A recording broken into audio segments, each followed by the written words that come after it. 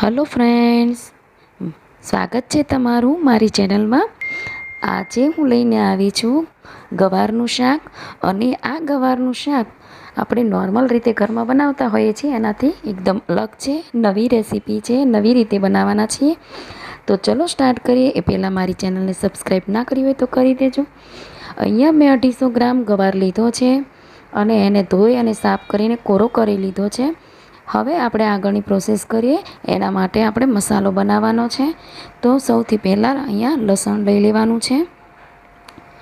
લસણ બધા ઓછું પ્રમાણમાં તમે લઈ શકો છો. અને 1 ચમચો મેં સિંગદાણા લીધા છે અને 1 ચમચો મેં લીધા છે અહીંયા ભાવનગરી ગાંઠિયા લીધા છે. અને તમે એની જગ્યાએ પાપડી ગાંઠિયા પણ લઈ શકો છો, અને એ પણ ના હોય તો ચણાનો લોટ શેકીને લઈ શકો છો. હવે આ ત્રણેય વસ્તુને આપણે ખાંડી અને મસાલો તૈયાર કરી લેવાનો છે.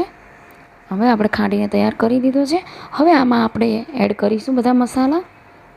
તો સૌથી પહેલાં 1 મોટી ચમચી ભરીને હું કાશ્મીરી લાલ મરચું લઈ રહી છું. અમે તીખું નથી ખાતા એટલે હું કાશ્મીરી લઈ રહી છું.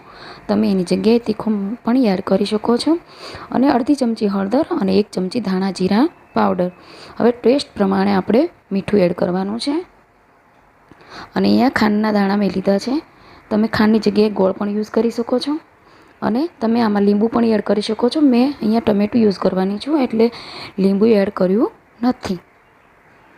હવે બધા જ મસાલાને આપણે એકદમ મિક્સ કરી લેવાનો છે. મસાલો તૈયાર છે. તો હવે કુકરમાં આપણે 2 મોટા ચમચા તેલ લઈ લેવાનું છે. અહીંયા મેં સિંગ તેલ લીધું છે. તમે જે પણ તેલ ખાતા હોય એ લેવાનું છે. હવે તેલ ગરમ થાય એટલે એમાં 1 નાની ચમચી એટલે કે અડધી ચમચી જેટલું જીરું લેવાનું છે. અને અડધી નાની ચમચી રાઈ લેવાની છે. અને રાઈ અને જીરું તતડી જાય એટલે એમાં આપણે અજમો નાખીશું. કારણ કે આપણે ગવારને પચવામાં ભારે ન પડે એના માટે આપણે ગવારમાં શાકમાં થોડો અજમો નાખીએ તો ટેસ્ટ પણ ખૂબ સરસ આવે છે. હવે 1 સ્પૂન જેટલી હળદર એડ કરવાની છે. અને થોડીક આપણે હિંગ એડ કરી છે. હવે મેં 1 ટમેટું કાપી અને સમારીને લઈ લીધું છે, એ એડ કરી દીધું છે. હવે થોડી વાર થવા દેવાનું છે. અને આપણે તૈયાર કરેલો જે મસાલો છે એ આપણે આમાં એડ કરી દઈશું.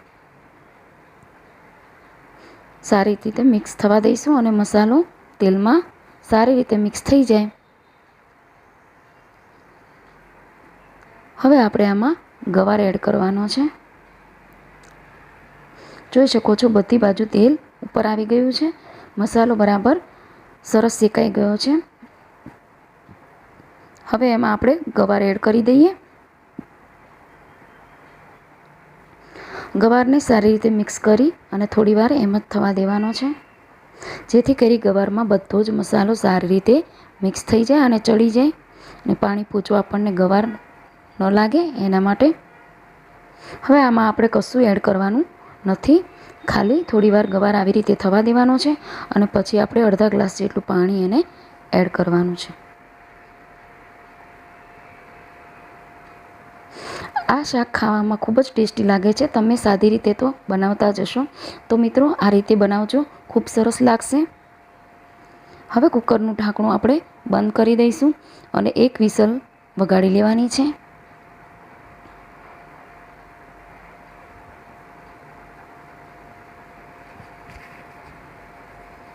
હવે 1 વિસલ વાગી ગઈ છે. આપણે જોઈ લઈએ શાક થયું છે કે કેમ. તમે જોઈ શકો છો સબ્જી આપણી બનીને સરસ તૈયાર થઈ ગઈ છે. તો ચલો એને આપણે સર્વ કરી લઈએ. તો ફ્રેન્ડ્સ તમે પણ બનાવજો ઘરે.